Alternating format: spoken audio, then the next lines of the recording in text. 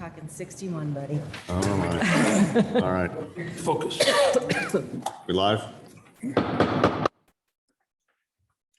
evening. My name is Jeff Smith. I am chair of the Webster Groves Plan Commission. We are a 9-member board of citizens appointed by the City Council to review development proposals and make recommendations to City Council regarding future development of the city. In addition to the members of the Plan Commission participating in person and via teleconference, we have a few other representatives of the city I would like to introduce. Council member Bliss, Acting City Attorney Peter Bruntrager, Planning and Development Director Mara Perry, and Denise is not. Oh, No. Okay. Online. well, she should be here later. Okay, and later, Denise Boleski, our recording secretary. I would like to welcome you all to tonight's monthly meeting of the commission and take this opportunity to explain how we operate. As indicated in our agenda, we will begin with the regular session of the meeting when we will hear new applications for rezoning or subdivisions. We will hear a staff report and the applicant will explain the proposal. We will then ask for comments from the public. At that time, anyone with interest in the proposal may indicate to city staff they have a question or would like to express their opinion. To make sure that we accurately record your name, we ask that you fill out a speaker's card. If you're in person, and turn it into Ms. Boleski or Ms. Perry. For those on Zoom, please click on the raise hand feature in Zoom to make sure that we accurately record your name. We ask that you identify your full name and address at the beginning of your comment, either in person or on Zoom. When you make your comments, we ask that you be as concise as possible and not repeat a point made by a previous speaker. We also ask that you limit your comments to 3 minutes. One person who is a spokesperson for an organization may have 6 minutes to comment. After all citizens have spoken, the applicant will be asked to respond to any questions that have been raised during the hearing. When we have finished reviewing one proposal, we will move on to the next application. Comments concerning items not on the agenda should be made during the public comment section of the agenda near the beginning of the meeting. When you've completed the regular portion of the agenda, we will go into executive session. At that time, the commission will discuss the proposal and may decide to vote on the application or to postpone the decision. You are welcome to remain and listen to the discussion, but there will be no additional opportunity for public comment at that time. Our recommendations are sent to the City Council. In most cases, the City Council will conduct a similar hearing and must enact an ordinance before the proposal is finally approved. If the Plan Commission takes a vote tonight, the City Council will likely take up the issue at its first meeting next month. If you want information regarding our vote or the progress of the application, you may contact staff at City Hall. I would ask everyone make sure their cell phones are off and ask that the secretary read the first item for tonight's regular meeting. Approval of minutes, April 4th, 2022. All right. You have any comments? Make a motion to approve. Second. All right, it's been moved and seconded. All those in favor signify by saying aye. Aye. Aye. Opposed? All right, next item. Public comment. This is a portion where anyone wishing to comment on items not on the agenda may speak. We do have a hand up. Okay. Yeah, this is Dave Buck. I just had a quick point of information question on the old Douglas Hill site, that 15-acre site that was voted down. To the Plan Commission, have there been any new proposals from any developers for any new ideas or projects on that site? Just want to ask the question. Thank you. So Tomorrow. public comment, this isn't a time where we usually respond to things. I will just say, no, we don't have anything at this time. Okay, any other public comments? No one's raising. No No hands other raised. hands up. All right, next item. Public hearing, 21 PC 11 Euclid Elms, an application by Robert Keaney on behalf of Underproperties LLC to establish a planned environment unit procedure within the A4 7,500 square foot residence district on an approximately 1.09 tract active land located at the following addresses: 15 Euclid Avenue, 23 Euclid Avenue, 131 Euclid Avenue, and 133 Euclid Avenue. So good evening, Mara Perry, Director of Planning and Development with the City of Webster Groves. So this is a continuation of a hearing that we had both last month and the previous month.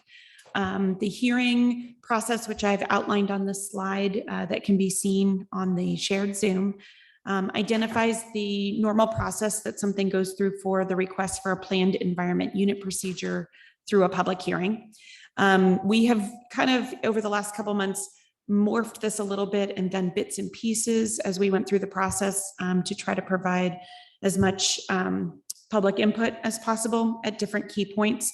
So we did an early presentation by staff identifying what a PEU was, because it has been quite a while since we've had an approved PEU in the city. We went through some other information, gathered some questions from both the public and from the Plan Commission. At last month's meeting, we shared some of that information, and the applicant provided updated drawings, which isn't normally required. But in hearing what they heard from 2 meetings ago, they had updated and had started with essentially 2 different scenarios, attached townhouse or attached homes, as well as townhouses. They then changed the scenario of providing the same number of units, but in a different configuration. That removed the townhouse option, went into pairs of attached homes, as well as another option that was detached homes. And so the process has been a little bit different than usual, but we will still be continuing. So this evening, we're going to go ahead and go back a little bit to the beginning by doing a full presentation by city staff over a number of the key items under the review of the current proposal. We're going to jump over and not do a full history of the PEU, but we do have a slide on that. Then the Plan Commission has the ability to ask questions of staff. The applicant can add any additional information if they need to, but they weren't planning to do a full presentation like last time. The Plan Commission can ask additional questions of the applicant.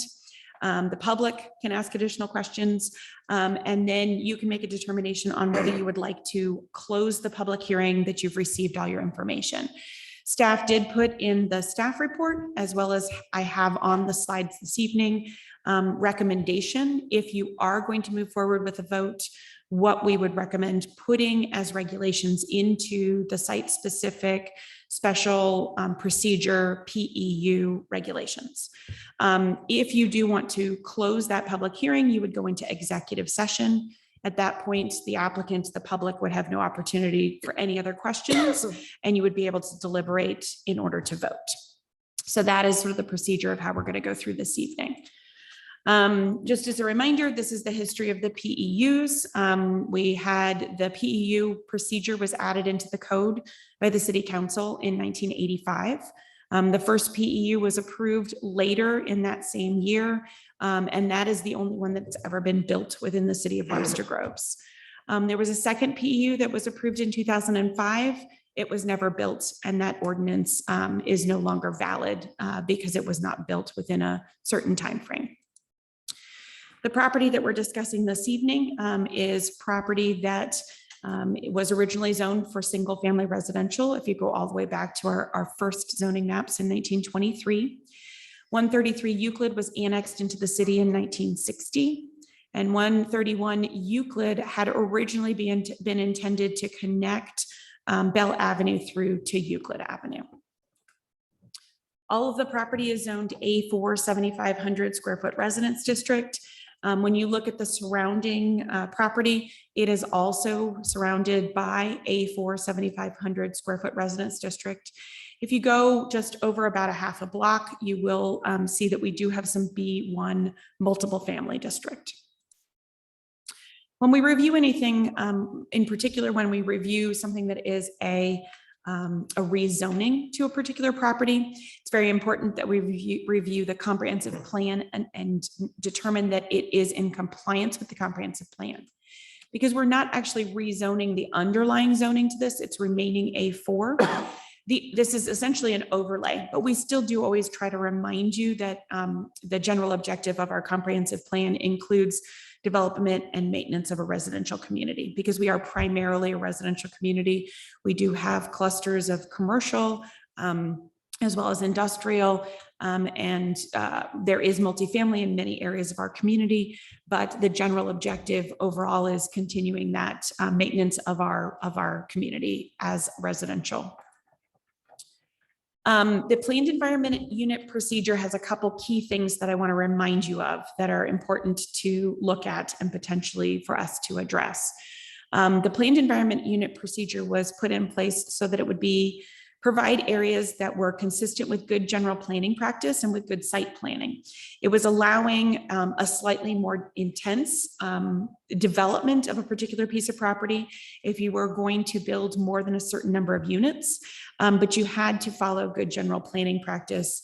You had to look at how the site planning was going to be carefully addressed. It's also supposed to make sure that it is constructed and operated in a manner that's not detrimental to the other permitted uses within the district.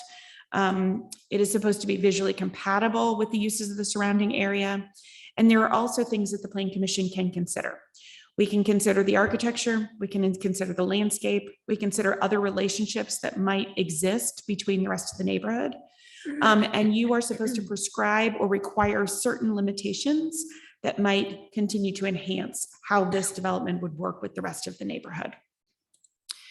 In addition, with the planned environment unit procedure, there is you're looking at both the factors that come into play with a conditional use permit procedure, as well as the factors that are specific to the PEU procedure. So the PEU procedure has a couple things, and it says you have to accomplish 2 or more of the following. So you're not required to apply all 4 objectives, but at least you have to meet at least 2 of those objectives. The objectives are retention of and avoidance of damage to a substantial number of existing trees by imaginative land planning and building design. The second one is to minimize grading by imaginative land planning and design. The third one is retention of a substantial amount of open space, not including driveways, roadways, or parking areas. And the last one is to develop the development of exterior building design intended to be compatible and harmonious with nearby residential development. So as we've gone through this, I'm going to review why the different elements of what is being proposed potentially can meet the PEU and what staff might recommend get put in place as regulations that they would have to meet as they would develop this PEU should it be moved forward with a recommendation of approval to the City Council. So the first element is just determining the density. So the density determination requires them to show how they would meet with a standard subdivision. So coming in with a roadway, providing the proper turning radius that is required in the subdivision code, and then providing the number of lots that would have to meet both the minimum requirements of the underlying zoning, as well as the minimum width of lot at street frontage of the required zoning, as well as the average lot width. So all of those elements come into play when looking at how this would be able to make a development that would have 5 single-family homes with a roadway down the center with this turning radius, but that particular configuration. So in that configuration, they'd be allowed to build 5 units. In the PEU, when you create that PEU, if you do the PEU overlay, you're allowed to have 120% of what you can build in a standard subdivision. So if you look at the 120%, it only allows them to build 6 units. So it's 1 more unit than you would be allowed to build in a standard subdivision, but they have to meet at least 2 of those 4 factors that we talked about briefly a moment ago. So if you can look here, if you are building a standard subdivision, you can see the black dots are existing trees within the development. Those dots and those existing trees would have to be taken down if you were to do the standard subdivision with that turning radius, with that circle, with that cul-de-sac.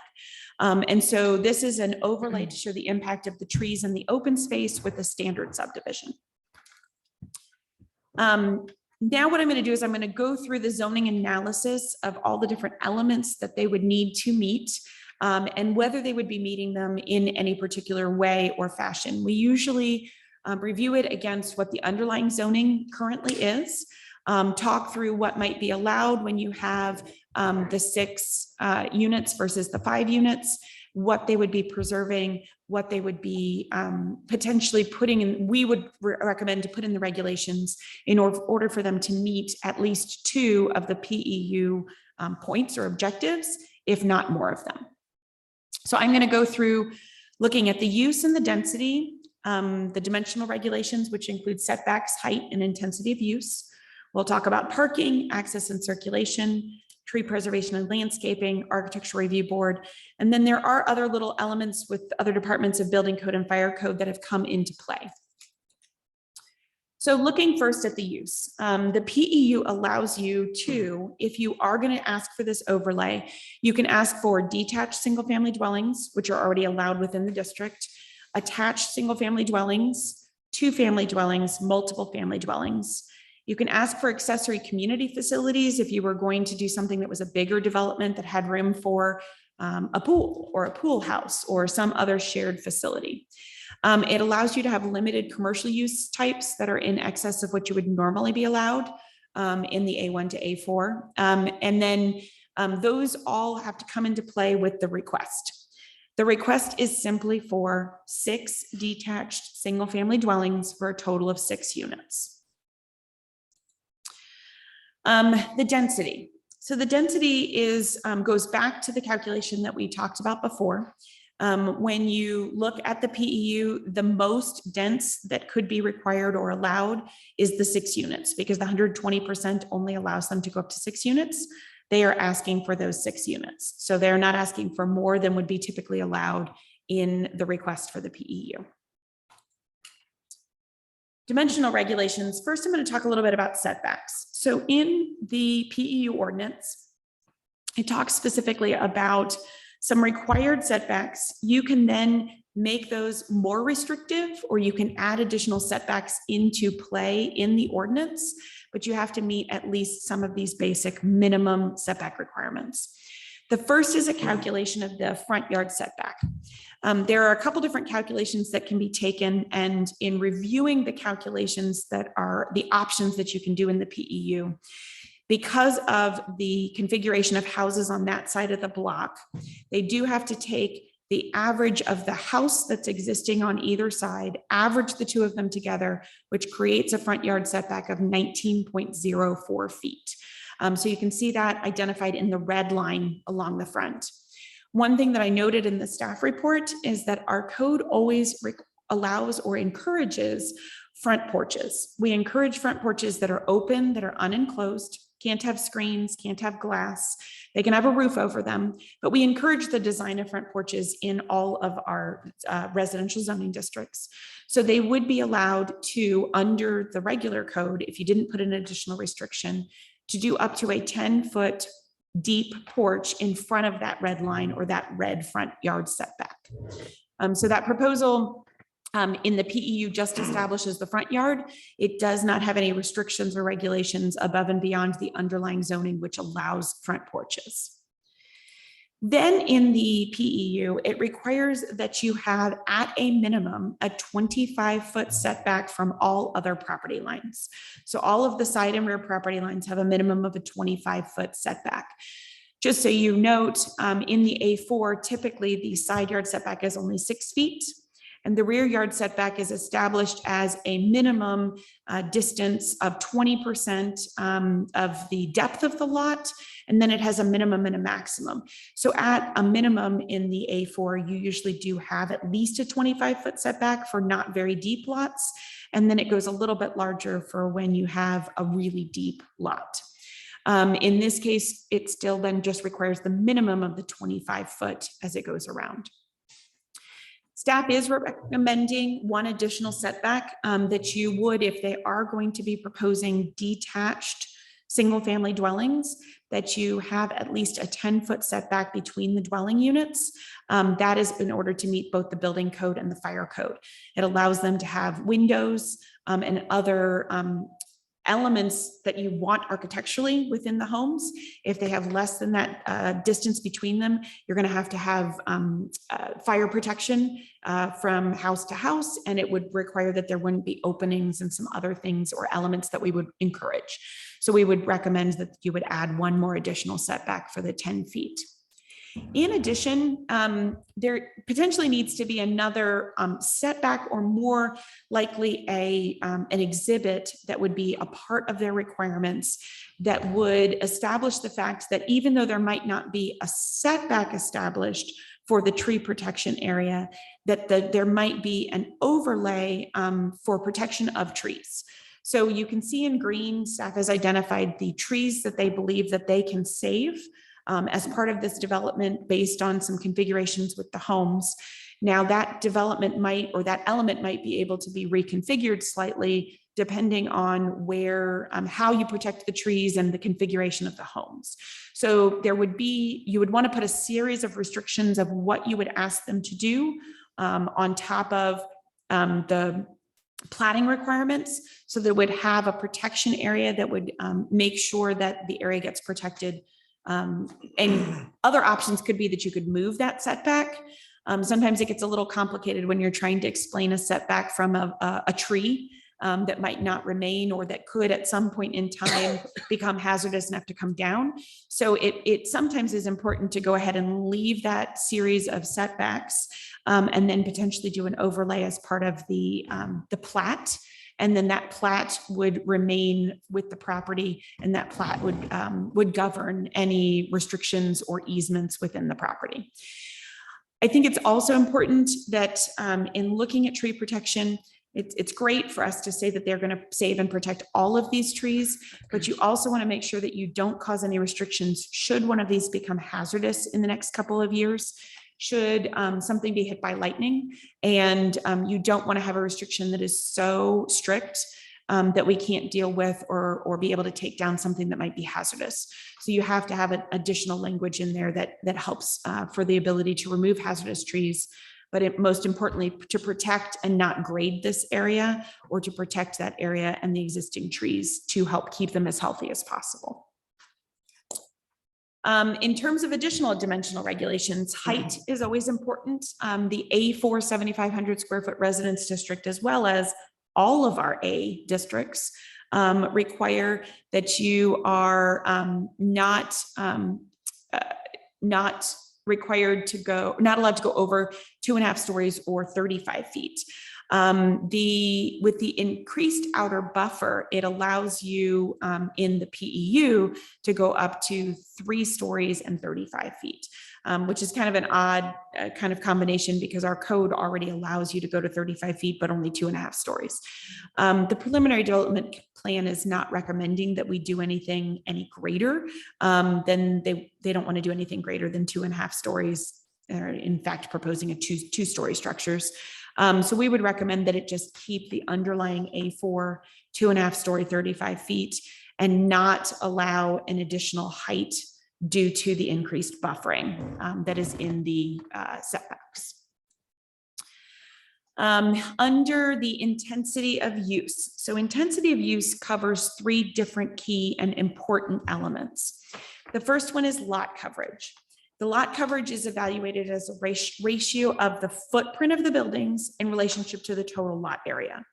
Right now, our code only says it's a relationship of buildings. It doesn't talk about pavement area, patios, decks. It only talks about the actual structure. We've talked about trying to update that code to be more environmentally friendly, because right now our ordinances allow up to 40% coverage for structures. That's a really large number, and most of our structures never come close to meeting that. So you'll see in a moment, as I do the calculations of what they're proposing, that it would be important to think about encouraging a lower number in this site-specific ordinance that might be a little bit more in keeping with what we are thinking about potentially going to in the future to deal with stormwater conditions and other things on particular pieces of property. The next intensity of use number is our floor area ratio. That's a ratio of the interior floor area of all floors of the structure.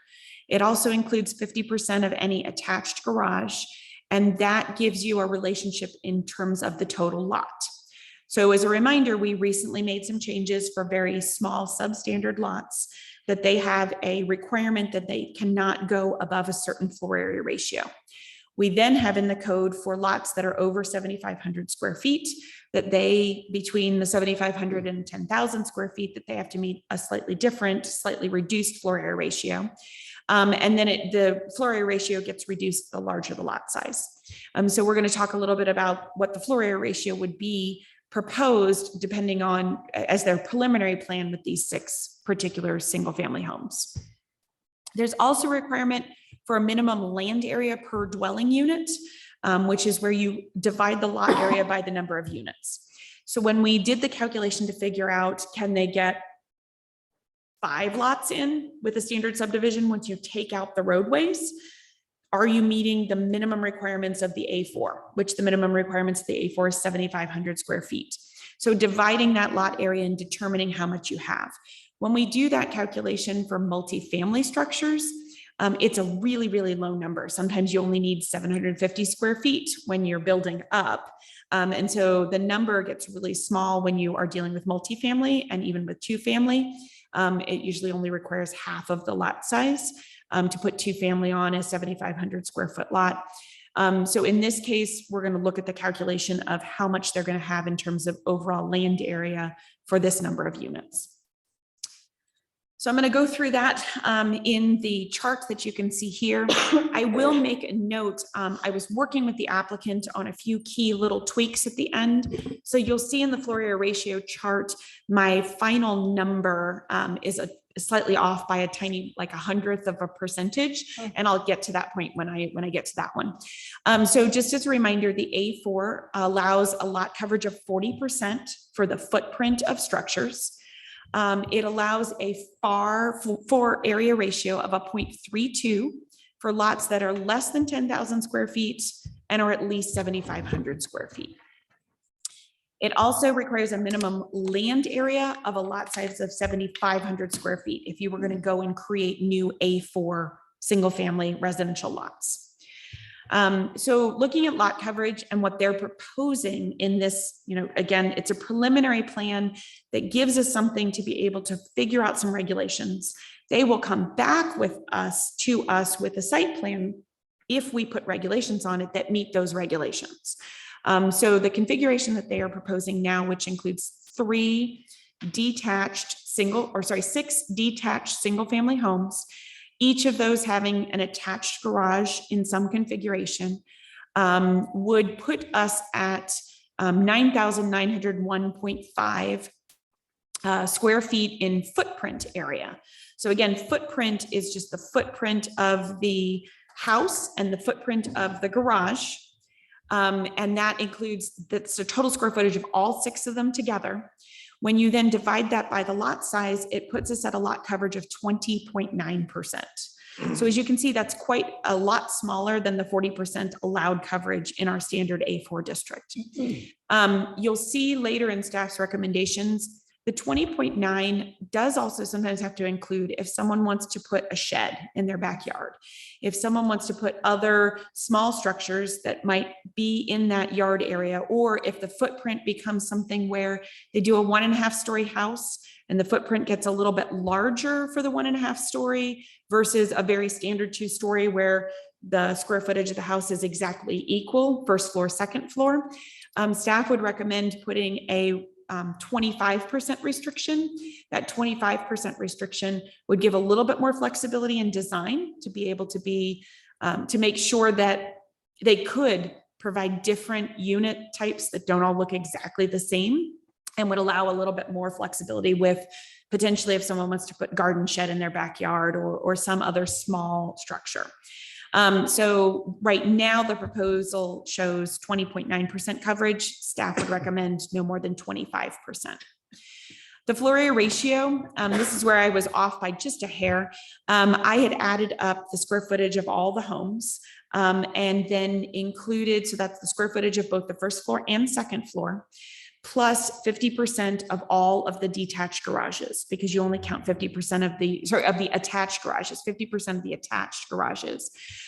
In figuring out that number, I was slightly off because at one point they did have one house just a little bit bigger than all the others. And they came back with basically 6 houses that all in the preliminary plan looked exactly the same in terms of square footage.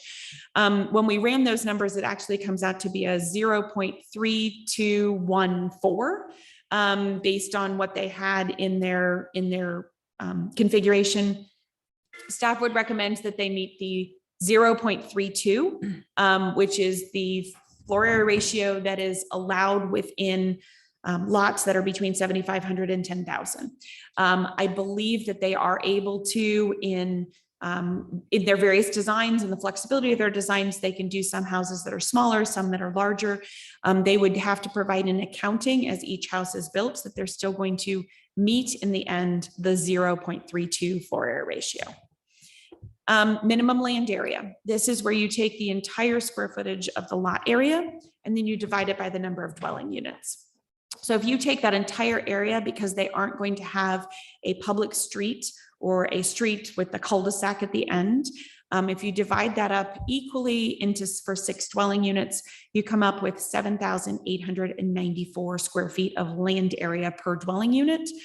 So that exceeds the minimum in the A4 of the 7,500, which means that you're sort of coming out just above the minimum requirements of the A4, although each one might come later when it's platted, would not have that amount assigned to them that they own.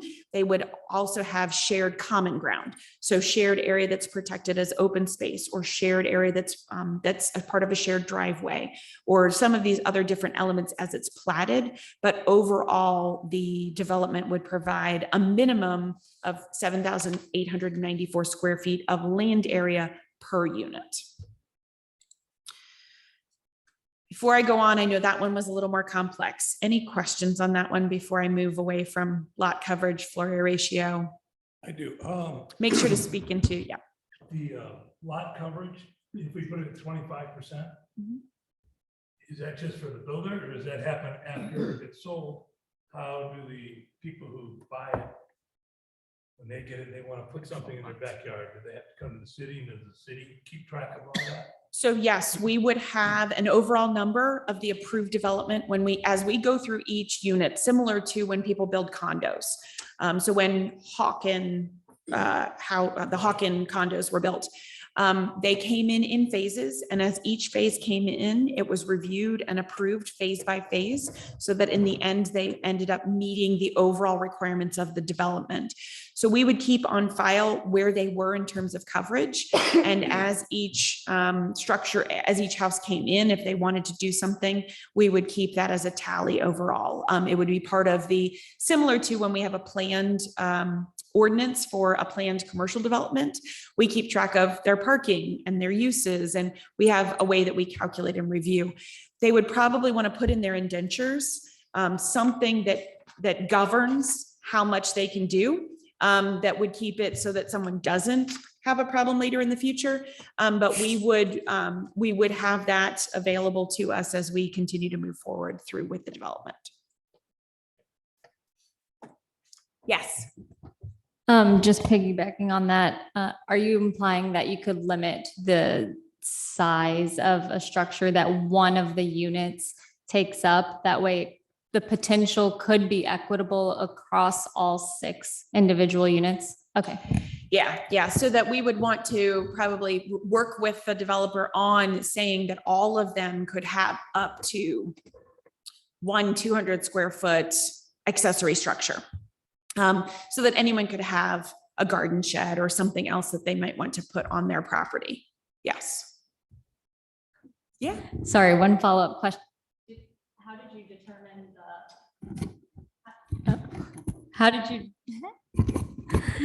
how did you determine the 25%? Was that based on a standard size garden shed or something that is typically, I'm tracking, that's like 50 square feet per unit?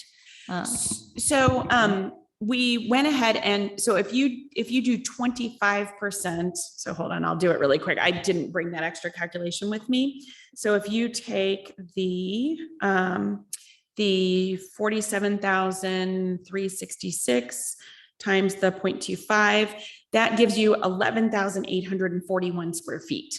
If you subtract away from that the 9,901.5, it gives you 1,940. If you divide that by 6, that allows 323 square feet per unit.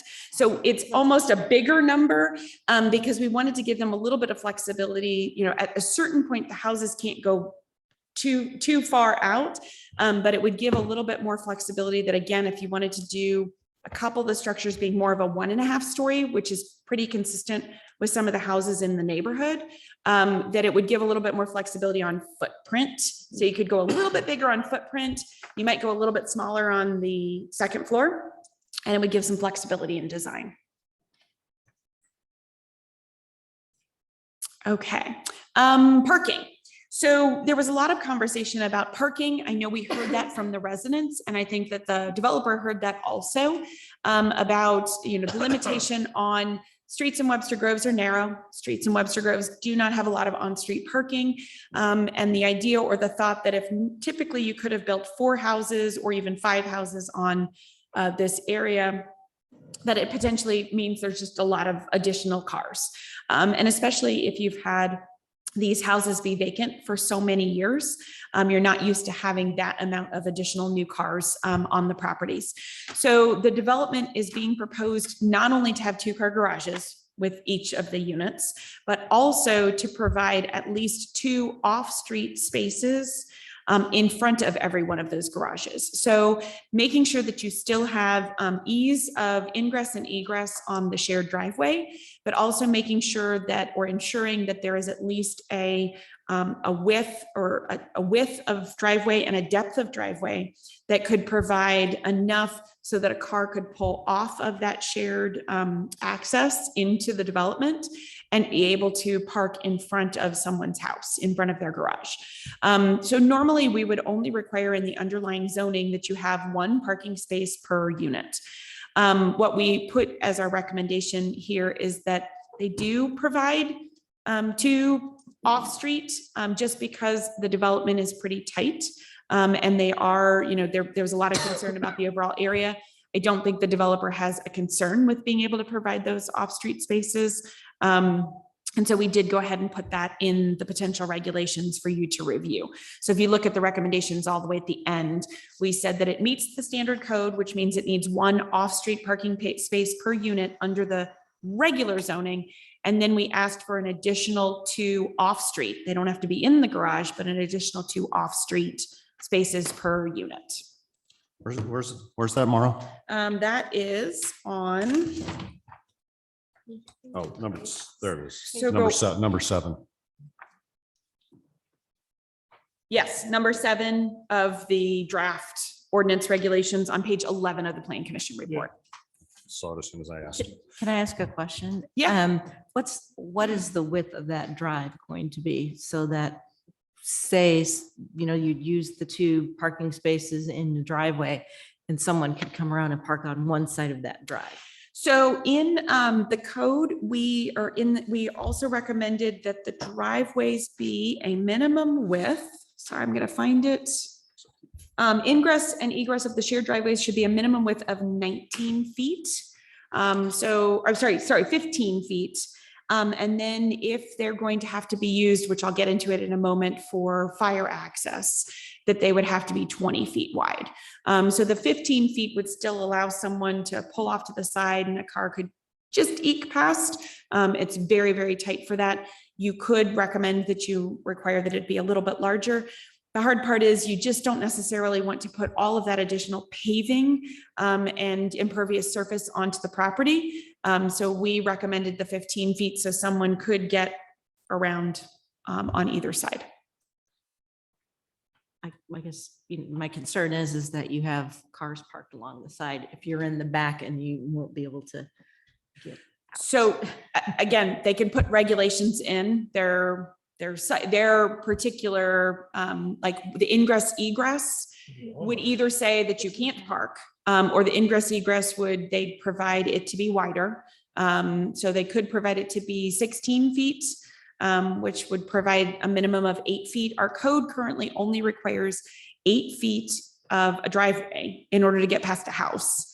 So we could put it up to 16 feet. So you have the minimum 8 feet in either direction. I put 15 feet.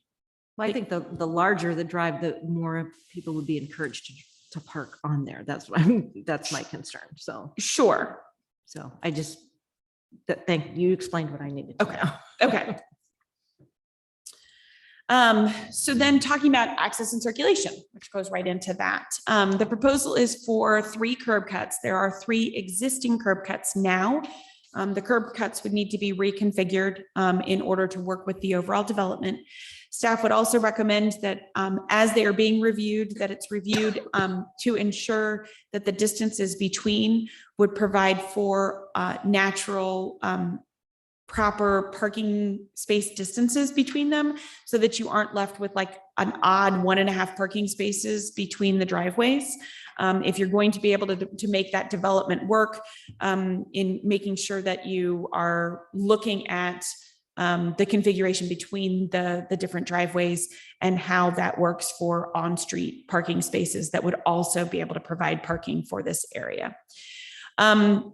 You'll also note that I've put on this particular slide, there's a dashed red line. That dashed red line is 125 feet from the front property line back to a point that the fire department has determined would be their ability to service and take care of a fire from the street without having to actually get down someone's driveway. So if the back of a structure doesn't include the attached garage, but if the back of a structure does not go farther back than the 125 feet, none of the 3 driveways have to meet the 20 feet in width or meet the regulations to hold the weight of a fire truck. Right now, this preliminary development plan, as you can see, does have 1 structure that goes further back. That blue area would be the area that would have to meet the 20 feet in width and would have to meet the ability for the truck to be able to park on it. If the structure moved forward, and you can see there's multiple ways that these different houses can be configured. So if they should choose, and we put in the ordinance regulations as a potential draft, if they should choose to bring the house down a little bit closer and tighter in, they would be able to not have to spend the extra money to make the driveway meet the fire standards, or they can utilize and push the structure farther back, and they have multiple options to provide the driveway. The fire department also had suggested they could also sprinkle the house. So there are residential fire sprinkler systems. It would probably be more expensive than creating the 20-foot wide driveway that meets the code, essentially like a street. Just as a reminder, because I've had a lot of questions about this, all homes would need to go before the Architectural Review Board. Although there were a couple images that were provided in the packet, they were more just images to help people understand smaller clustering of homes that you don't maybe normally see in our area. And so every one of these homes would have to go before the Architectural Review Board, like any other home in Webster Groves for new construction, and would have to be reviewed by the Architectural Review Board. It would first have to be reviewed to meet all the zoning and the site plan and how it would configure to meet any regulations within the ordinance. So before I move on to staff recommendations, I wanted to allow you to ask any additional questions, and then you can tell me whether you want to move on to recommendations, or we can go to ask questions of the applicant before we move to staff recommendations. I only have one question, and that is the sidewalk. Is there a sidewalk on Euclid in front of all these properties now? And will there be one when it's completed? So in the ordinance, we've put in there that there is a replacement of any damaged sidewalk. So right now there is a sidewalk in front of a certain amount of the properties. Now that sidewalk does not continue the rest of the block. We do not require a developer to create a new sidewalk for other homes further down. That would have to be something that would be asked of the Public Works Department in whatever their next plan of action for putting in new sidewalks.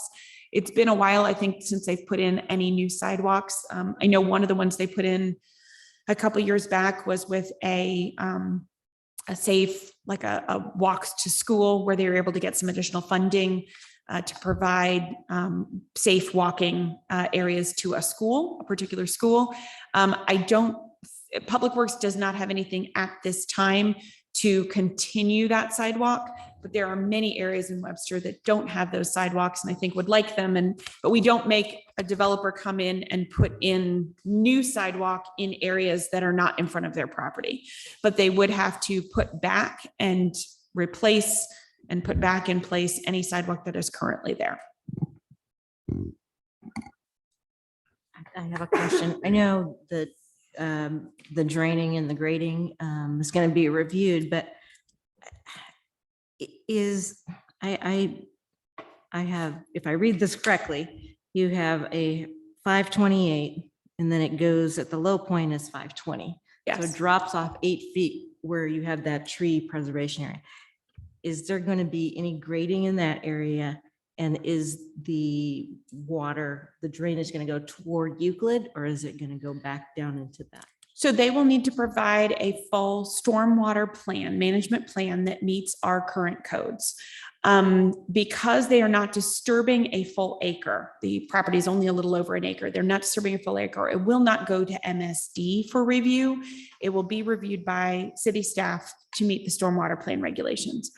What we require is if there are protected areas, we would not allow stormwater elements to be within those protected areas. So they would have to provide their stormwater management within or between the homes.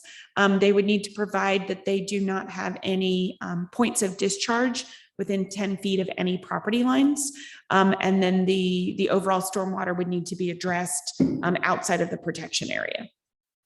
Okay, so like all those roof drains and driveways would be graded toward the street? So no, they would probably be, they would be graded to underground detention areas. Right. And those underground detention areas could be in the other open spaces within the development, just like any new house is today. So any new house provides either a detention area, usually in the front yard or the rear yard. And those detention areas have points of discharge have to be 10 feet away from the property line. So all of those points that they'd have to address, they would have to show us how they are keeping the water on their particular property. Yes, standard driveways are allowed to grade towards the street, but that you can't point a point of discharge towards the driveway to go down towards the street. Oh, okay. You can't put a point of discharge that then points the water onto the driveway. It's gonna go down onto the driveway and hopefully go Well, where it needs to go. if standard water that hits a driveway from rain coming down from the sky will go down the driveway. But we would not allow them to take a downspout, point it particularly towards the driveway to encourage all that water from a downspout to come down the driveway. And you wouldn't allow it to come down into this protection area? In the protection area, depending on how we put the protection regulations in place, yes. If it's a do not disturb area that you're not supposed to disturb the tree roots and the tree system, they also can't put a stormwater detention area in that same location. That's what I was, thank you. Just a question I hope doesn't matter because it would be in the future, but does this run with the land? All these regulations, or for instance, So deed restrictions, they will have deed restrictions, just like any other subdivision. I mean, again, Webster's so unusual. We don't have standard subdivisions like you'd have out in Maryland Heights and Chesterfield. Those have deed restrictions for their subdivisions that allow them to do or don't do things on their property. That would follow the property. So when someone when they purchase the property, they will purchase something that would include indentures for whatever they can or can't do that the city doesn't monitor or deal with.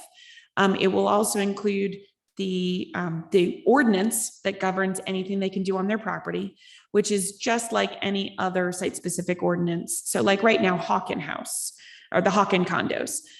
They have a site-specific ordinance, and we check that when they come in to do anything on their particular property. If one of them said, well, I want to build a little bit bigger over here and I want to build a deck, when Euclid, or when the one on Elm, Webster Oaks. When Webster Oaks comes in to build decks, we pull out their site-specific ordinance because a lot of them have very specific restrictions that they can't go out more than a certain number of feet off the back of their house. So all of that would go with the land. Okay, so if someone tears down a house in the future, requirements to build it back would be codified. Yes, Okay. it would be in the ordinance that governs this particular piece of property. And I just want to clarify one thing. You said that they were allowed by the underlying zoning district up to 3 stories? No, the PEU allows them to go up to 3 stories with the additional buffer, but you don't have to give them that. That's just one option that's in there. It's especially in there for townhouses and multifamily if you're trying to do something a little bit more intense. Because of the buffers, it allows you to go taller if you buffer in farther from the 6-foot side yard setback. Staff's not recommending in the ordinance that you go to 3 stories. Okay.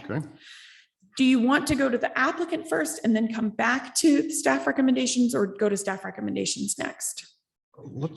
Yeah, let's go to Yes, recommendations. They can Okay. respond if necessary. Okay.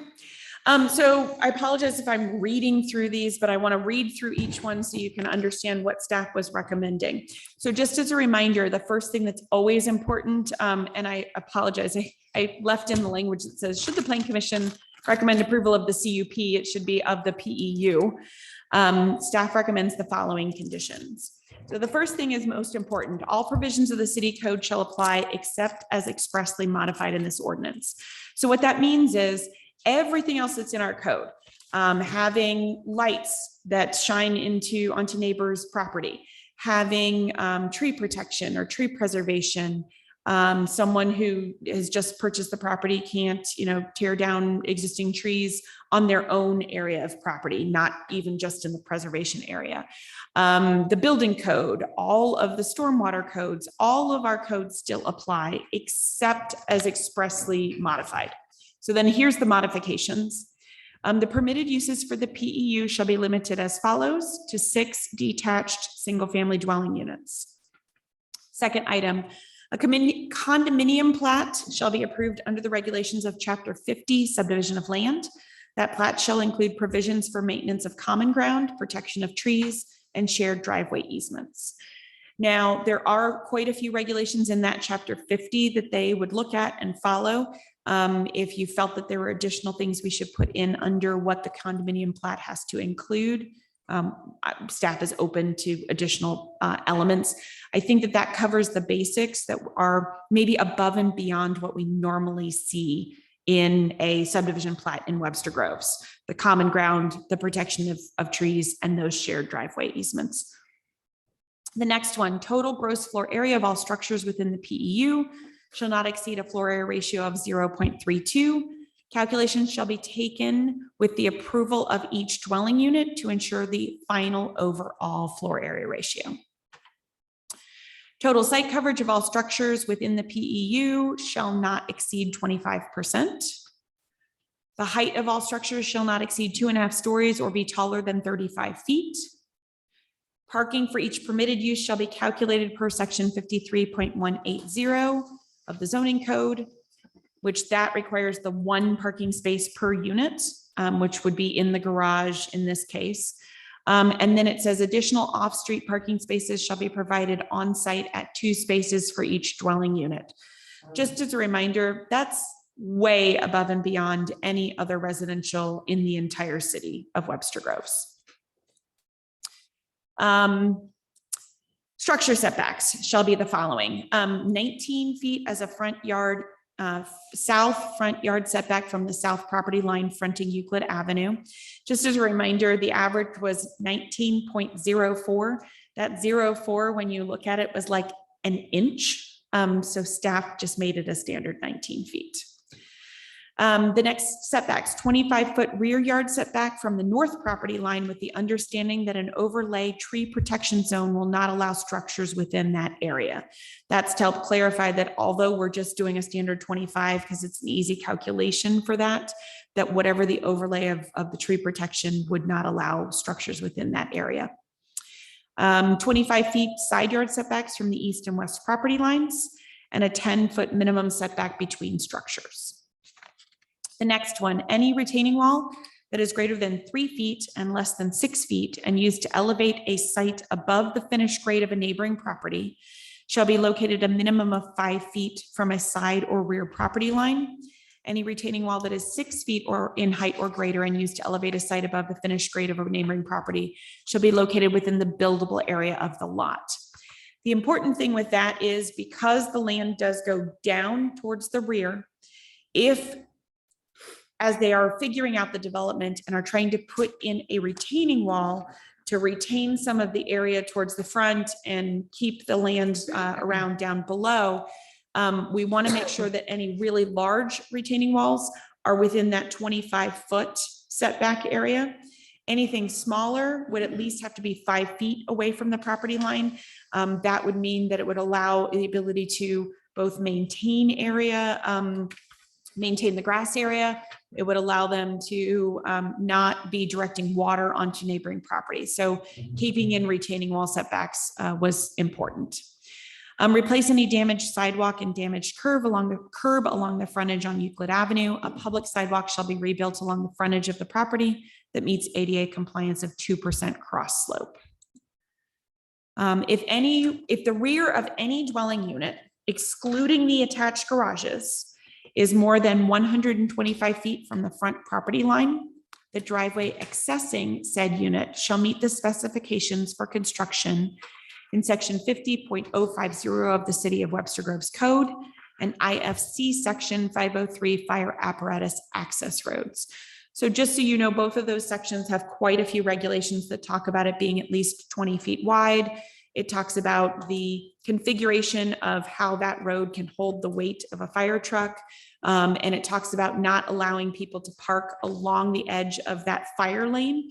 So that would give additional restrictions that people could not necessarily park on that shared driveway because it would impede access of the fire truck to be able to get down it. Ingress and egress for the shared driveways shall be a minimum of 15 feet in width. Any driveway that has to be used for a structure farther back than 125 feet from the front property line, excluding attached garages, must meet IFC code 503.2.1 and be a minimum of 20 feet in width. We added that in just to be very clear in terms of that width of area. A tree protection overlay area shall be established as a part of the condominium plat for the development. Protection shall allow for removal of any dangerous or hazardous trees in the future. Landscaping shall be provided and maintained with the final landscaping plan in accordance with city standards. Just note that the city standards for single-family residential are pretty basic when it comes to providing some basic street trees. If there are parking areas, there's some landscaping required around parking areas, but most of these parking areas are less than 6 parking spaces. So it really doesn't require larger buffers or any particular types other than the street trees. But we would want a landscape plan to identify those street trees that are required. And the last element is submittal timelines. The developer shall submit a final development plan within 12 months of approval of the change of zoning, which is really the special procedure, to the Plan Commission for its approval without a public hearing or recommendation of the City Council. That's a standard procedure that's in all of our codes that basically says that once we figure out what those regulations are. So if those regulations say, you have to provide this width of driveway, you have to provide this many parking spaces, you have to figure out some different elements of how you're going to put the footprints of these structures. They have to submit a final development plan to all of you. There's no public hearing required. It comes before you under the site plan element of your procedures. They need to come forward with that to show that they're going to be able to meet everything in your ordinance. If they're not able to meet all of that in your ordinance, they would potentially have to come back before you to ask for changes to the ordinance itself. They can come in with a final development plan, and then let's just say they've built 3 of the homes and they find that the homes are much more popular at a particular configuration. I don't know what it is, whether someone says they only want a 1-car garage. They're going to sell better with a 1-car garage and a pad next to it or something else like that. If something is going to be different, they would come back with an amended final development plan, again, without a public hearing, as long as it meets everything in the zoning, the ordinance that we've created. It also talks about failure to comply with the submittal requirements allows the city council the ability to consider repeal of the change of zoning. It's also the same as for any special procedure. So if for some reason, as we start moving through this development and they are not following something in the ordinance, they have the ability to, the council has the ability to repeal what they can do on that particular property. That's more usually in keeping with if a commercial property was approved for something and they're not following what restrictions we put in, they can repeal that CUP. It's a little different for this. It would be that if we had a protection area for trees and they go in and start tearing out all the trees, we could remove the ability to continue to develop on that property at this level of intensity, and it would remove their ability to continue to move forward. So they would need to meet all of the regulations in that site-specific ordinance. So that is the end of staff's recommendations for the ordinance. Questions? I was surprised. I'm sorry. Sorry. I was surprised I didn't see included any recommendations, comments about the minimum land area. You had calculated to 7,500 square feet. We've limited it to only 6 lots. So because with only 6 houses, the minimum land area is automatically met. So it comes out. Yeah. And then you mentioned the tree protection area established part of plot 13, but there's no limits as to what that tree protection area encompasses. So it just says add a tree protection overlay area. Mhm. And so if I do that, say, let's just say I don't come in and just protect one tree and say I've met that. So the final development comes back before the plan commission. So you will see that tree protection area. And if it does not meet what you have been shown in terms of protection, we've put in setbacks that are protecting all the trees in that back area, as well as a couple of the other trees on the development. We've established regulations to protect those trees, but we want an additional layer of protection so that it's protected in the future after the development's done. So by leaving it vague, it's almost, we could always go harder. It's not that you can necessarily go harder. They're going to provide for you when you come in with when they come in with a final development plan, they're going to provide you with the final tree protection plan. Right. Okay, thank you. Just a clarification. So when I read the setbacks for any retaining walls and things, so anything over 6 feet is a structure, correct? So Yes. it has to meet the structure setbacks, which are the 25, 25, and 10. And that also applies to decks as a structure? Yes. So they also have to stay 25, 25. Okay. Yeah, all the decks, which would be attached to the main structure. So just as a reminder for all of you, when they do a deck that is not enclosed, that does not have a roof over it, does not count towards the floor area ratio maximums, but it would still have to meet all of the structural setbacks as it is attached to the home. Mara, regarding retaining walls, if I were to put a 4-foot wall 5 feet from the side yard, step back 5 feet and put another 4-foot wall, is that an 8-foot wall? No, we use stepped walls. Stepped walls are not required to meet the full setback. That's how we've interpreted the code for other areas of the entire city of Webster Groves. So if they did do a 4-foot retaining wall and then stepped it back and then provided another area and then stepped it back again. They technically know in the code they would not require. You could ask us to create some special regulations if you think they're going to put something in like that. But we've never interpreted that as long as you step, you can do tiered walls, but as long as the each configuration or element does not increase the overall as a solid wall, it does not have to meet the structure's primary structure setback. What's the step back between walls? Is it like wall height? Like, I mean, you come up 6 feet, go back an inch and then. No, It's we obviously haven't. not. We've usually required that it includes an area that can be maintained. So usually it's anywhere from 3 to 5 feet that provides the ability for maintenance between the structures and the walls. Okay. And, sorry, Mike. And I mean, if we approve for 6 units, whatever, I mean, they could just, I don't know why they would, but they could just build 3 and be done with it. I mean, right? I mean, there's nothing that requires full build. It's interesting because normally in our codes, it says you have to build, you have to build it. Like we're giving you something and you're supposed to build it all. But yeah, technically, if they want to build less units and keep lots more open space, I mean, really, there were originally 3 lots and an area that was undevelopable. They can move the configuration to create 4 lots. So by right, they could build 4 houses here right now. If someone wanted to only build 3 houses and leave a bunch of open space, and there's nothing that we would particularly have an issue with. They're building less development versus more development. I'm just thinking to the next slide. Yeah, they can build Development. up to a certain number of units Okay. because they're asking to build more than you would normally be allowed.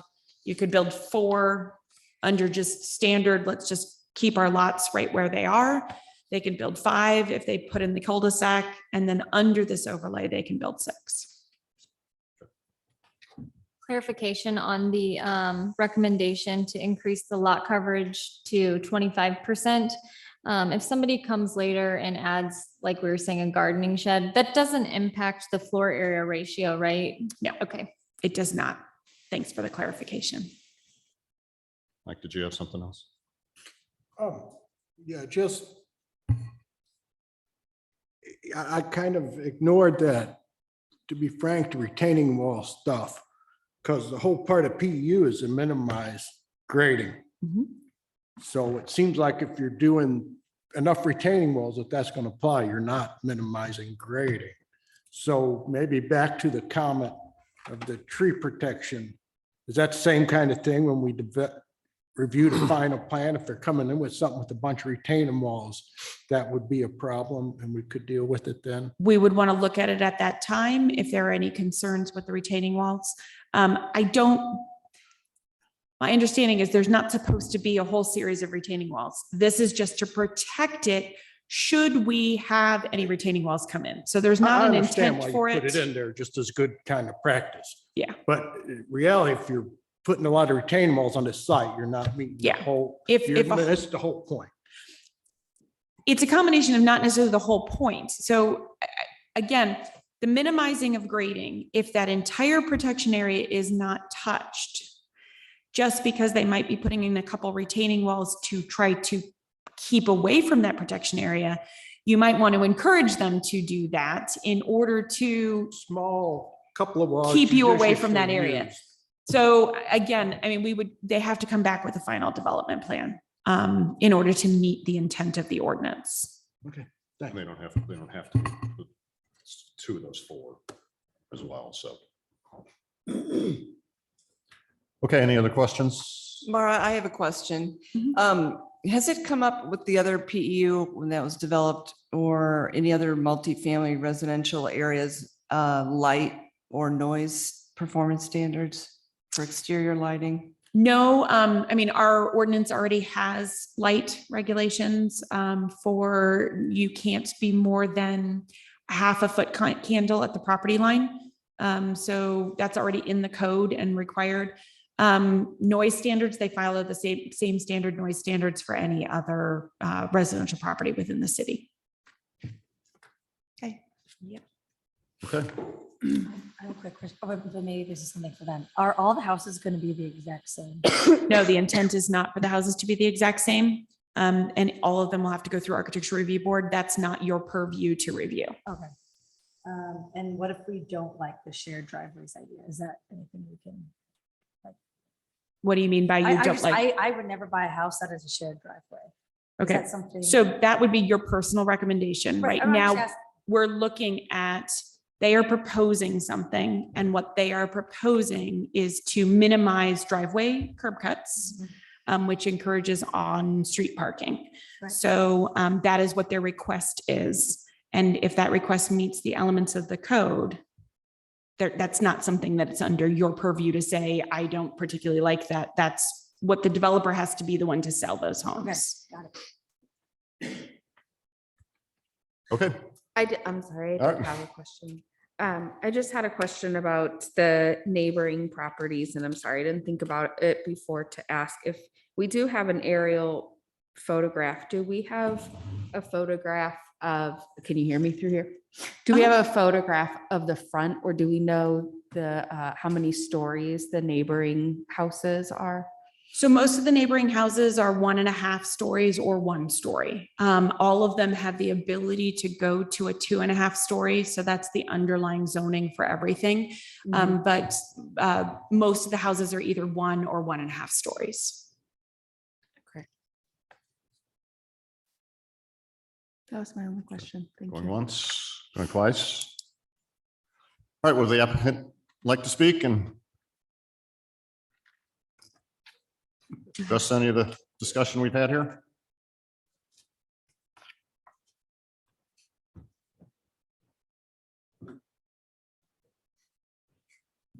Yeah, thank you. Yeah, so we've been working on this project. Do you want to introduce yourself? Oh, I'm sorry, I'm Brad Peterson, I'm the architect, I represent Sidewalk. We've been working on this project since December. We've done a lot of technical numbers and helped us with that. Our purpose is we started with looking at, if you looked at putting 4 houses on this property. Largest house built. I'm going to have you stop for just a second. They are not able to hear you. So hold on a second. Let's see why.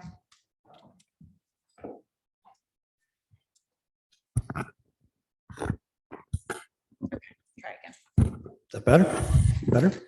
So we started out, we had 4 different properties, but the largest house we could have built was 4,200 square feet. The smallest was 2,800 square feet. So we started looking at how we could do more units and cover less space. We originally looked at some row houses, but that didn't really fit the neighborhood, didn't really fit the fabric of the neighborhood. As you can see through a series of site plans, we came to the idea of clustered housings, and we began to pull those apart. Our intent is to work with the neighborhood and design a series of houses that are not alike. You know, they may be 6 different houses, 2 of them may be similar, or we're looking at doing 2-story houses mainly, possibly some 1.5 stories with master suites or bedrooms on the first level also. So we're looking at a combination of different things for a combination of different people at different sizes and different types of family units that might be coming into these spaces. We've worked a lot with Mara and to get to where we are. And we appreciate, you know, your feedback and the feedback from the people in the neighborhood. We've even offered to meet with them to get feedback as we continue over the next few months developing the houses and what they look like, and make sure that the material and the scale and everything kind of works with the neighborhood. So it's a design work in progress, and it will continue to be a work in progress. You know, we see this as an effort by everybody to get what everybody's going to be happy with. Do you mind repeating? I just maybe trailed off a little bit. The side, did you say that they were going to be 1.5 stories? Can you just repeat that part about how many? Well, stories that you 2 were- stories sort of defined as all bedrooms on a second level. Okay. 1.5 stories defined as a bedroom on the first level and additional bedrooms on the second level. And I've worked with Bob before. We've done a number of houses together before. We've had houses that, there were traditional 2 stories, 1.5 stories. We've taken the garages and put living spaces over the garages so we can reduce the footprint of the house itself and kind of, sort of push things together. So we've done a number of different building types and a number of different houses, and that's what we're looking to do here too. Okay. Thank you. I know it's a real concern of people that there's not, something huge going next to their house. So that's my question, is just coming from fitting into the neighborhood for the existing residents. Thank you for your answer. Are you going to build all the houses and then you put in the kitchens, or are you going to have people buy like ahead of time buy that house? Like, are you going to do it and then they just buy it as is? You know what I'm saying? Usually how these things work. So I worked with Gateway Home Builders about 20 years ago. We did 43 homes. And we built, in this case, we built 3 or 4 in the beginning. And then people could look at those homes, and then we had selections and different things that they could do. So we will have really kind of provide the footprint and the spaces. And if people do wood floors or carpeting or different types of kitchens and things like that. Okay. So- So they can kind of custom. Yeah, they'll have the ability to, Okay. Okay. And I've worked with Pyramid Architects when we were doing things down in the city. I mean, they were actually selling houses off of floor plans. They weren't even built or rehabbed yet. So Okay. and then people had the ability to do a lot more different types of things. Okay. That's what I was wondering. Can I ask you a question? The reason for you doing the PEU development versus say just a regular plan development, I take that to mean you're willing to work with the retention of trees and the flexibility that you have with the heights. And so is that the reason why you decided to do the PEU versus just a regular plan development where we just give you write the ordinance like? I came along in sort of the second phase of this. There was somebody working with them designing before me. And they were looking at 4 large houses when they decided to back up and look at the PEU. I think they spoke with Mara about it before I came along. And that's when we'd worked together doing smaller houses before and decided it would be better to do even the 6 houses that we have are smaller in square footage than the 4 that would be allowed. So it was better for us to kind of back up and look at that. With the restrictions of the tree retention and the grading and all that kind of stuff. Yeah, so we have an arborist study for all of the lots from before when we were developing them before. So that's really what determined the tree study that we have. It's an arborist that did the study. What's the square footage of these? They're all called out as, I think, 2284 square feet. But like I said, some of these may be a little larger, some might be a little smaller. So really what you see here is just a representation of what we sort of looking at in the beginning. These things will kind of turn around and garages may slide into houses and start to do different things. We might look for a little more green space to accommodate, families being able to. Okay, thank you.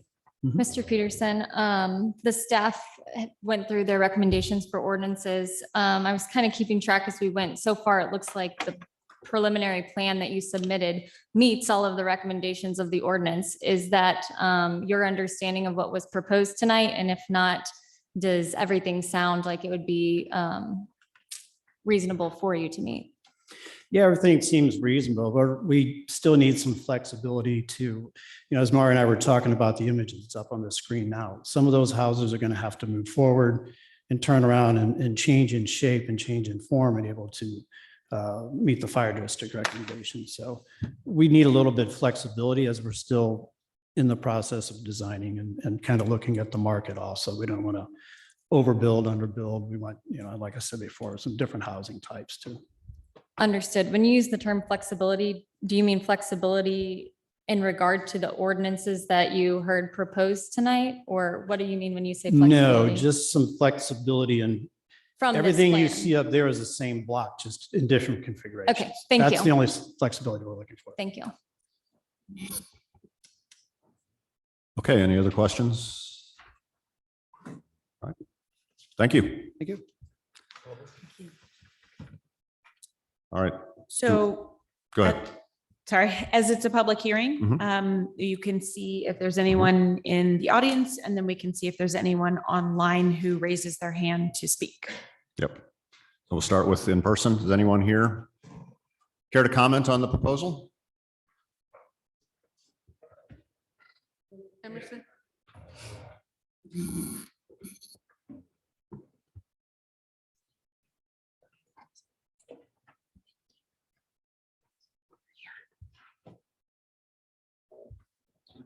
My name is Emerson Smith. I live at 156 Euclid on the development, close to development. And I did submit to Mara some questions. I think they're in the packet. Personally, I'm supportive of the development because we don't want to see the land be empty. We want to make sure that the homes are in a size that mirrors in with our community. We'll make sure that the other neighbors to the north and to the south, east and west are accommodated. They did have some concerns. You can see those concerns in the questions I have. I actually had a meeting with those neighbors, and that's what they came up with. I want to make sure that they get answered. So overall, we do support it, but we want to make sure that it's compatible with the neighborhood. So are the neighbors okay with the 2 stories, 2.5 stories, 35 feet? Or would they like it? Or what, I mean, when you say fits into, like she said, the surrounding houses are already, but they have the ability to go up to 2 to 2.5. So this, the ordinance, the way that it's written now, will allow them to go up to 2.5. Yeah, the size of the home was a concern, but it wasn't a greater concern as for making sure that the water runoff wasn't hitting their property. We want to make sure that whatever lighting is on the back is not entering their property. Because there's 2 homes, what's the name of that street, Mara? Bell. It deads in and their property is right there. And so if there was any runoff, it'll go sliding right down. That's what they were concerned about. The new homeowners right across the street from development, the old funeral home, they're remodeling. And they're concerned about how that's going to affect their property as well. So the neighborhood in general is supporting the development, but they just want to make sure that nothing is towering over them, that water's not going to run off on them. And then they're really concerned that Plan A is approved and all of a sudden Plan B gets put in. So they're going to be watching it very closely to make sure that their concerns are dealt with. Emerson, did you say that was like a specific group, like a neighborhood coalition, or just concerned neighbors that you know? Well, me as their councilman. I mean, obviously that, okay. I personally took invitations to those homes in that area behind and front and on my block. Okay. And we actually had a Zoom meeting, about 15 participants. And the questions that you see in your packet are the ones that they came up with. Okay. And they're expecting me to keep up with it, Yeah. knowing that the council will have the final say. So I know my questions probably will be answered one way or the other. Yeah, exactly. Do you feel like you have those answers? As I was looking down them, I feel like probably what we can answer. Yes, it's going to need Mara's assistance to pull out those concerns out of the ordinance, say, yes, they've been addressed, so they'll know that it hasn't been ignored. Okay. So we'll probably address them. And the development plan, it'll come to us first, but it'll also come back to council also. Yeah, the So they couldn't- development plan doesn't go to Okay, council. Well, they couldn't get approved. We couldn't approve something and then they built something else. That Yeah. couldn't happen. Yeah, and I was glad to hear the developer or the representative from the developer say he's willing to work with the neighbors in the area. And I hope we do have several, okay. Sorry. I hope we do have several meetings with developers so they can, put their comments in. Okay. So, yeah, Emerson, I think. See, he asked me a question, so I have to. I know, Yeah, I think probably the plurality, at least, of these questions will be answered during final development. Are there any specific questions you care to direct to the applicant tonight? No. Okay, Like I said, I support the development. I don't want to see that. Those homes have been empty over many years. Knew the residents before they died in those homes. But do want to see something that's just can be used in the area. Hopefully somewhere along the line, the developer can put some type of affordable housing part to it, you know. We're trying to, as a council, as a city, trying to reach, you know, some affordable housing plateau that we can use as well. So we'll be asking or hoping that that happens as well. thank you. All right. Anyone else here? Okay, no? All right, So online? I have one online. So I have Nicole Hammonds. I'm going to start with Nicole. So Nicole, once I allow you to talk, will you make sure to unmute yourself? And then I'm going to start a timer for your 3 minutes. Hello, Nicole Hammonds. I have to say that I was very critical of the original plan when it talked about the row houses and the possible condos, and I'm very happy to see that the plan has moved towards homes that will fit into the neighborhood and actually be like an asset into the neighborhood. So I definitely appreciate, I feel like, you know, we were listened to, and I definitely appreciate that. Okay, thank you.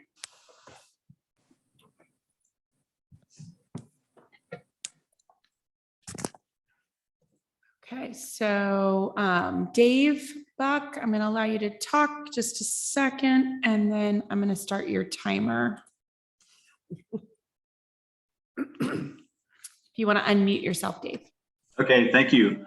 I don't know if Webster Oaks is necessarily the role model for Euclid Elms, but given that it's the only PEU in Webster Groves, I don't know anything about this stuff, but out of curiosity, I drove over there because I'd never seen it before. And if you've never been there, I really encourage you to visit. It's quite impressive. It's very attractive. It's beautiful. The lawns are kept. Everything's clean. And I actually stopped. Two neighbors were out talking in their driveway, and I just parked the car and pulled up and got out of the car and talked to them. And what struck me was that, number one, they loved the place. They loved living there.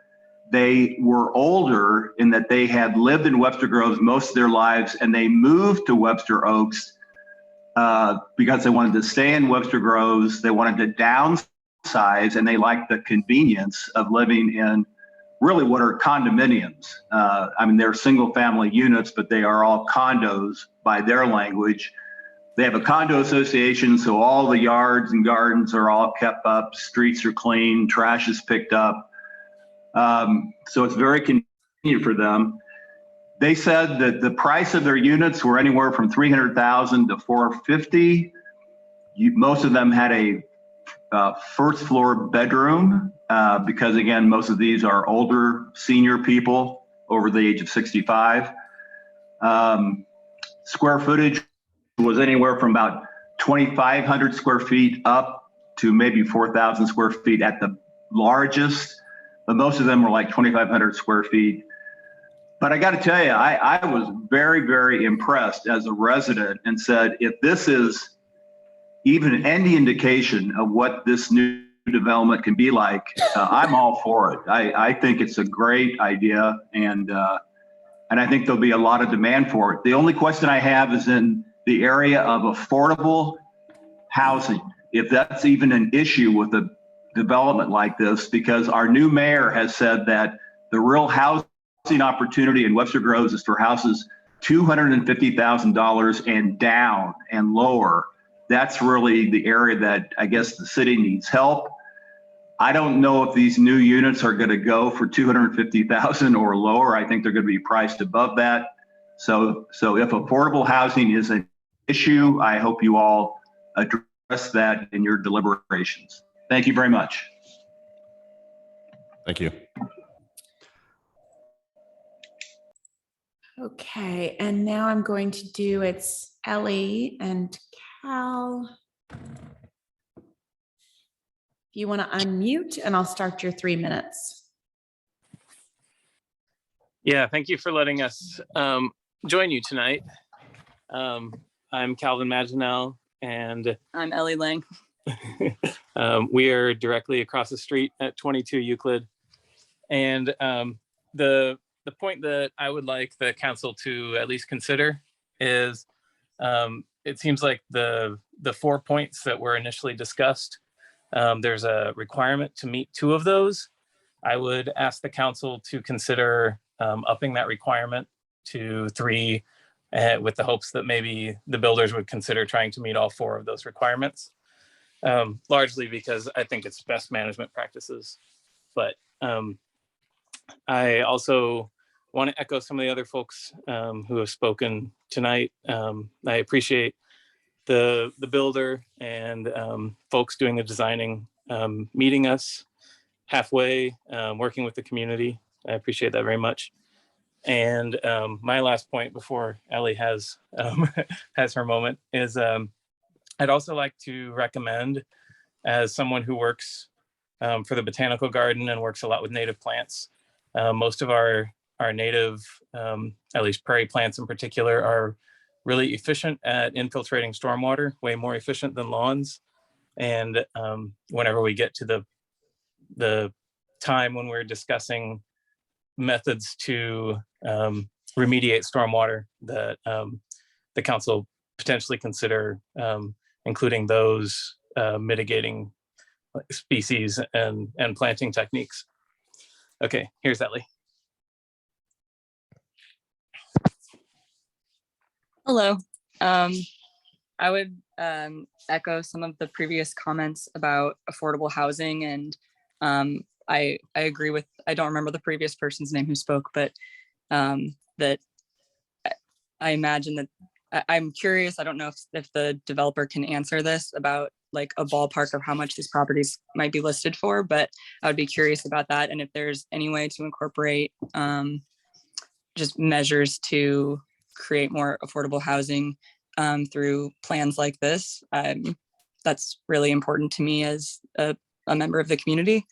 And additionally, I just had a question about, I know, Mara, that you said when, or someone said when if the commission approves, or when the commission approves the PEU, that later the developers will submit a proposal which will not be up for public comment. But will it be like public knowledge? Will people have access to that, or will it just be privately sent to the commission and the commission will discuss it? Are you done with comments? Because if you are, then I can stop and then answer that question. Did you have any other comments? Yeah, I think we're finished. Thank you. Okay, thanks. Thank you. Sorry, let me stop my timer. So when the site development plan comes before the plan commission, the meeting is open to the public. It will be on the agenda. It will be in the packets the week before. So there is the ability for residents to both see the plan ahead of time after it's been submitted with the planning department. It will also be available on the website attached as part of the packet for the planning commission, and then people can attend the meeting. It's just that it's not a public hearing, which means we don't send notification requirements out. We don't notify that we have that on the agenda per se, and they do not have the ability to comment on it at that time. Thank you. Anybody else online? I don't see any other hands up. All right. All right. I'm going to ask the applicant, not required. Do you care to respond to anything? Any of the questions asked, or just take under further advisement at this point? Yes. Don't feel compelled.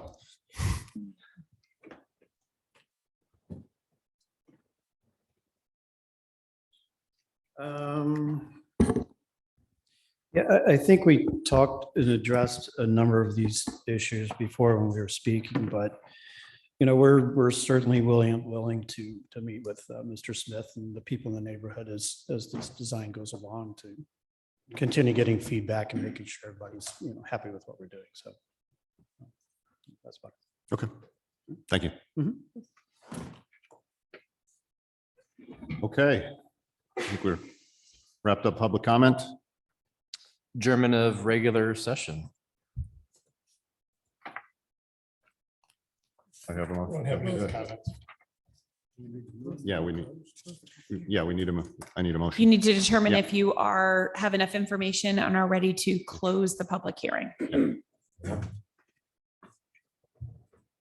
Second. I have a motion. I I'll have make a second. motion to close the public hearing on PC 2111 Euclid Elms. I think I heard a second already. Second. All right. All right, it's been moved and seconded. All those in favor signify by saying aye. Aye. Aye. And opposed? All right, next item. Adjournment of regular session. Executive session. So we're now in executive session. The one item or the item that's on is if you close the hearing, you now have the ability, should you wish to vote on this particular petition. Should you vote on that petition, staff made some recommendations. If you have any questions or concerns about the recommendations, I'm happy to answer those.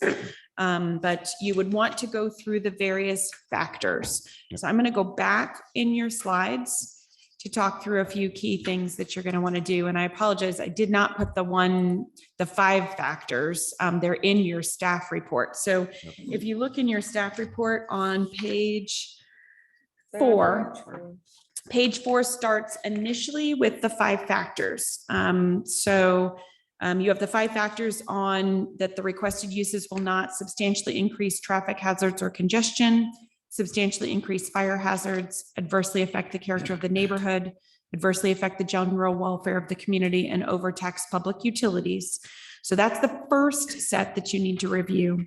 Then after you've reviewed that, you will look at the factors and try to make sure that it meets the standards. So you're looking at, is it general good planning practice? Is it operated in a manner that's not detrimental to the permitted uses of the district, and whether it be visually compatible? And then if you go over onto page 5 of the staff report, you have to find that it accomplishes 2 or more of those objectives. So the objectives are a little different than what we're used to. So I'm putting the objectives back up on the screen. But as the chairman, if you would like to go through those items. Well, first I want to see, does council feel we have enough information to take a vote this evening? I do. I have one question if I can ask real quickly, Mara, and it's more just about the procedure. How do we go about approving a tree protection overlay area? So you're not approving the tree protection overlay area. Who approves it? Is So that the tree you? protection plan, so a tree preservation plan will be submitted to the city and reviewed by city staff. That will be submitted as a part of the final development plan. That will come before you with staff recommendations of whether it meets all of the elements of the tree preservation and protection code. So if it meets all of those elements, then we would put it in place, probably an exhibit that would be approved alongside the final development plan that would address that particular area. Thank you. Mhm. My question is, I know we haven't done a PEU in a long time, but I mean, when I'm reading the things that we have to look through, I don't know without having a site plan whether I can, we have sort of some schematics of a site plan and whether, we can judge whether it's consistent with good general planning practice and good site planning practice, because we don't have a site plan. So it is a preliminary development plan. So you are looking at that preliminary development plan as So is this the one that we're looking at? this is the one you're looking at. So the one that's attached in your packets as the last sheet is a preliminary development plan. Now, they don't have to meet, like if you said you were going to put a setback in and say that they have to be 50 feet from the street. That preliminary development plan does not have to currently meet the regulations you're putting in place. So if you're putting in place a set of regulations that they have to meet, When they come back with the final development plan, that's where you're going to look at that element. As staff, we look at, good planning practices for us are minimizing impervious surfaces, protecting additional open space, preserving existing tree canopy within the area, helping to promote or encourage the better design of on-street parking, encouraging front porches, open front porches onto the fronts of the designs of the houses. So in our staff report, we are recommending approval from the standpoint of it is encouraging or helping to preserve more than we would normally be able to preserve under standard building practices for this area. Because, I feel like we're almost there, and we're also giving some flexibility because, like you said, there may be an opportunity to move a couple of those buildings down within the 25, so he doesn't have to have the wider street and all that kind of thing. So I just want to make sure, and I'm fairly comfortable that I think the ordinance is flexible enough, but it gives a framework for him to work with. So. I would, I noticed when you emailed the page 13 in the packet city put together, I think specifically addresses each of the requirements that's outlined on page 4. So I would submit the city has shown and the developer has determined that they will meet the things they need to meet and will not cause the problems they shouldn't cause. All right, So so- I would be happy to move to approve because I think So they have met that burden. It's codified on page Okay, 13. So yeah, 13 is not by the city, that's by the developer. Yeah, so So page that- 13. that's their statement of what they believe, so. That is the developer's statement. And then we did in our staff review, try to review some of the similar elements in order to see whether it met. But that page 13 is the developer's proposal. All right. Do we feel we can take a vote? If so, do we need to read 21 PC into the record? Yes. Any objections? Okay. I swore I turned that off. And why is my wife calling me? My apologies. Set aside. All right. Yeah. You want to read for votes, please? 21 PC 11 Euclid Elms, an application by Robert Keaney on behalf of Underproperties LLC to establish a planned environment unit procedure within an A4 7,500 square foot residence district on approximately 1.09 acre tract of land located at the following addresses: 15 Euclid Avenue, 23 Euclid Avenue, 131 Euclid Avenue, and 133 Euclid Avenue. Well done. All right. I'd like to go through the factors. All right, we'll start with 5. Plan Commission and Council shall determine whether the requested uses will not, 1, substantially increase traffic hazards or congestion. Any concerns? No Okay. concerns. All right, substantially increase fire hazards, No. No concern. adversely affect the character of the neighborhood, No. No. adversely affect the general welfare of the community, No. No. or overtax public utilities. No. No. All right, so those are the 5 we're familiar with.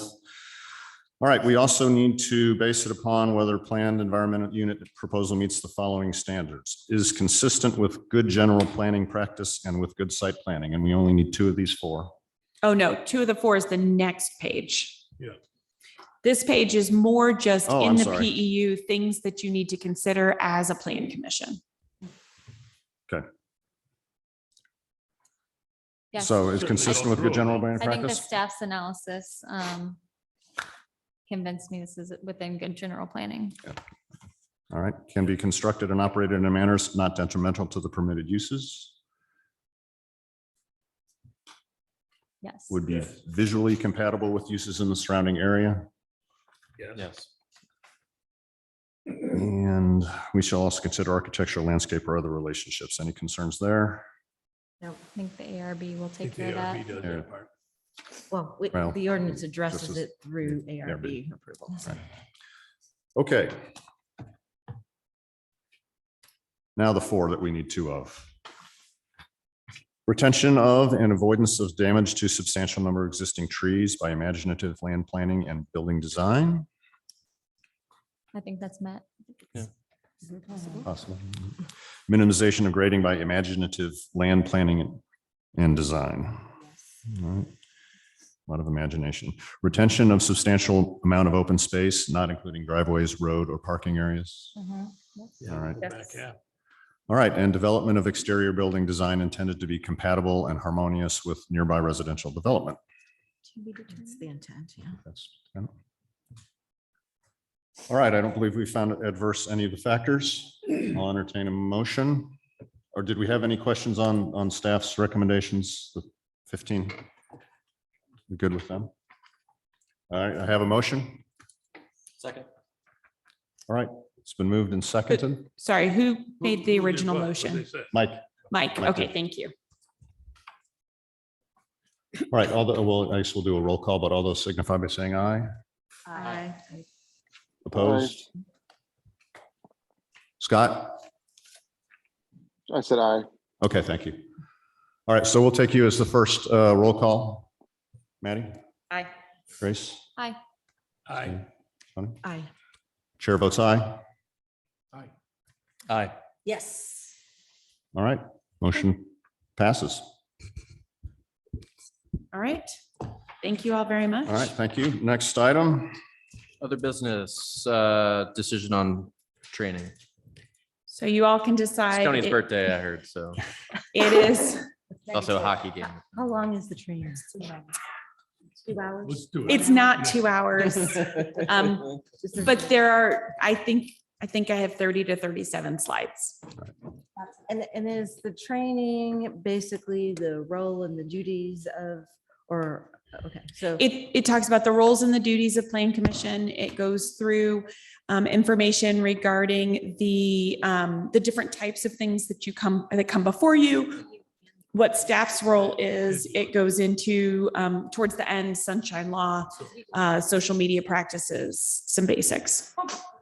Would there be a way to distribute at least the slides so that we could review the slides so that at our next meeting, we can maybe go through them quicker? Yeah, definitely. I can forward all the slides.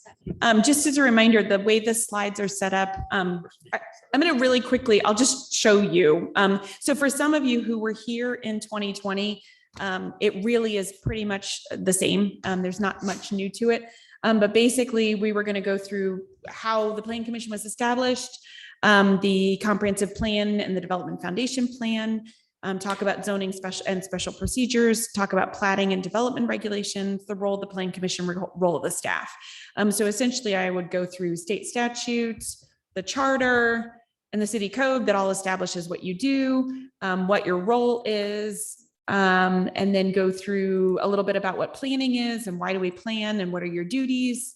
And then I usually go through some things about the comprehensive plan and then go through things about zoning petitions. So it's pretty much going to cover a little bit of everything.